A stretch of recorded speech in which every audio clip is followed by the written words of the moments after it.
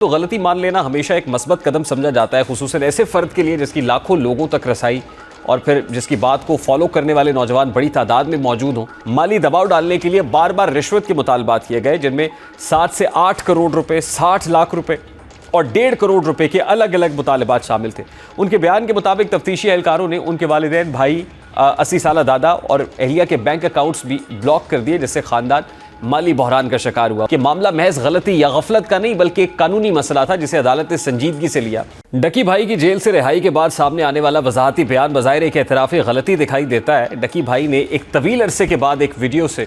खिताब करते हुए न सिर्फ कौम से माफ़ी मांगी है, बल्कि उनका ये भी कहना था कि अगर उनकी जानिब से अनजाने में कोई ऐसा कंटेंट अपलोड हुआ है जिससे नौजवानों पर मनफी असर पड़ा हो या किसी ऐप की प्रमोशन हुई हो जो बाद में नुकसानदेह साबित हुई हो, तो इसके लिए भी माजरत खाएँ। अब अखलाकी नुक्ते से देखा जाए तो गलती मान लेना हमेशा एक मस्बत कदम समझा जाता है, खुसूसन ऐसे फ़र्द के लिए जिसकी लाखों लोगों तक रसाई और फिर जिसकी बात को फॉलो करने वाले नौजवान बड़ी तादाद में मौजूद हों। बज़ाहिर डकी भाई का ये बयान जाहिर करता है कि वो अपने मवाद के नताइज पर दोबारा गौर करने पर मजबूर हुए, लेकिन यह सवाल सिर्फ अखलाकियात का नहीं है बल्कि इस बात का भी है कि क्या डकी भाई को इस बात का इल्म नहीं था कि ये बेटिंग ऐप्स जिन्हें वो प्रमोट कर रहे हैं वो दर हकीकत क्या है और इनकी इस प्रमोशन के माशरे पर क्या मनफी असरात रूनुमा होंगे। क्या महज माफ़ी मांगने से ऐसे तमाम संगीन इल्ज़ामात ख़त्म हो सकते हैं? डकी भाई पर यह इल्ज़ाम लगता है कि उन्होंने बेटिंग ऐप्स की प्रमोशन के ज़रिए नौजवानों की ज़िंदगियाँ मुतासर की हैं। इन इश्तिहारात और प्रमोशंस ने एक ऐसे तर्ज़ अमल को फ़रोग़ दिया जिसे मुल्की कानून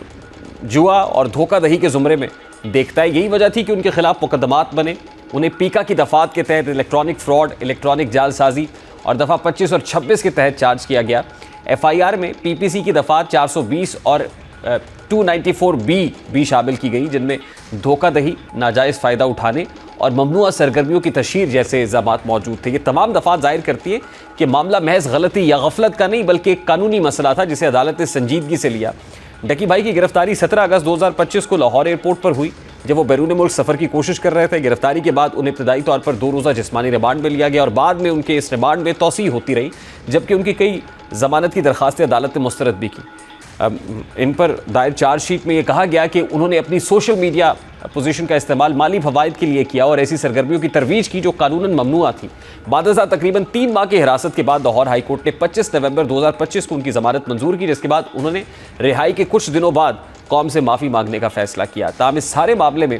असल सवाल वही है जो आवाम में गर्दिश कर रहा है। ज़ाहिर है एक तरफ वो माफ़ी मांग रहे हैं और ज़ाहिर है वो इसके ऊपर नादिम भी दिखाई देते हैं, लेकिन ये सारा मामला क्योंकि अदालत में है, मैटर इज़ नाउ सब जुडिस इन द कोर्ट, तो कोर्ट ने फैसला करना है कि क्या वो तमाम तर चार्जेस, वो संगीन दफ़ात के तहत जो इल्ज़ामात लगे थे, क्या उससे भी वो बरी ज़मा हो जाते हैं? क्या वो अनकंडीशनल अपॉलजी जो आवाम के सामने की गई है, क्या वो अदालत को भी काबिल कबूल होती है या नहीं होती? लेकिन दूसरी तरफ जो बड़ा इंपॉर्टेंट पहलू है इस स्टेटमेंट का जो डकी भाई की तरफ से जारी किया गया, वो NCCI के उन अफसरान के ख़िलाफ़ है, तफ्तीशी अफसरान पर, जो रिश्वत और गैर ज़रूरी तशद्दुद करने का इल्ज़ाम है। डकी भाई ने रिहाई के बाद पहली बार लबकुशाई किया और उन्होंने तहकीकाती अफसरान पर तशद्दुद और रिश्वत जैसे संगीन नौयत के इल्ज़ामात लगाए। डकी भाई ने अपनी गिरफ्तारी के दौरान साइबर क्राइम के कौमी इदारे NCCI के एहलकारों के मुबैना रवैये पर तफसीली रोशनी डाली है। डकी भाई के बकौल उन्हें 16 अगस्त 2025 को मलेशिया के सरकारी इवेंट के लिए रवानगी के वक्त एयरपोर्ट पर रोका गया और फौरी तौर पर गिरफ्तार किया गया। गिरफ्तारी के बाद उन्हें गुलबर्ग दफ्तर मुंतकिल किया गया, जहां वो दावा करते हैं कि उनसे डिजिटल रिकॉर्ड, पासवर्ड्स और ईमेल्स हासिल करने के बावजूद एहलकारों ने उन्हें जिस्मानी तशद्दुद और जहनी अजियत के तरीके इस्तेमाल किए, जिसमें एक 7 साल बच्चे के सामने वीडियो कॉल पर बदसलूकी भी शामिल थी। डकी भाई के मुताबिक उन पर और उनके अहले खाना पर माली दबाव डालने के लिए बार बार रिश्वत के मुतालबात किए गए, जिनमें 7 से 8 करोड़ रुपए, 60 लाख रुपए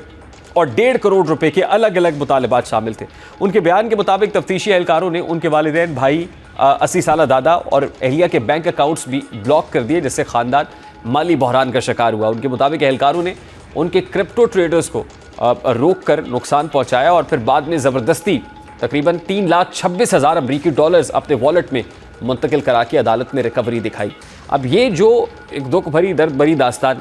बयान की डकी भाई की तरफ से, ये इटसेल्फ एक चार्जशीट है उन ऑफिशल्स के अगेंस्ट, उस इदारे की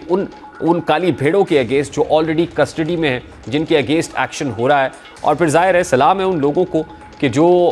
इस तरह की काली भेड़ों को ना सिर्फ आइडेंटिफाई करते हैं बल्कि उनको मंतकी अंजाम तक पहुंचाने के लिए काम भी करते हैं, जिनका दबे लफ्ज़ों डकी भाई ने अपनी वीडियो के अंदर भी राज मुनकशफ किया है। लेकिन एक और इम्पॉर्टेंट बात यह है कि क्या ये जो कार्रवाई NCCI के उन अफसरान के अगेंस्ट हो रही है, क्या ये भी टेस्ट केस बनेगी और अल्टीमेटली वो पुलिस हो या इस तरह के और इदारे हों, उनके अंदर जो कस्टोडियल टॉर्चर होता है, क्या वो थमने पाएगा, रुकने पाएगा? इसको टेस्ट केस बना के उन तमाम तरह लोगों के जो ऑलरेडी कहीं ना कहीं इस तरह की बदतरीन सलूक का निशाना बन चुके हैं, बदतरीन तशद्दुद का निशाना बन चुके हैं, कस्टोडियल टॉर्चर का निशाना बन चुके हैं, क्या वो भी इनफ इज़ इनफ कह के ख़त्म करके आने वाला जो मुस्तकबिल है उसमें कम अज़ कम यूथ के अंदर ये कॉन्फिडेंस बिल्डअप किया जाएगा कि Pakistan is a land of pure और यहाँ पे जीना, आज़ादी के साथ जीना जो है वो सहल है या आसान है।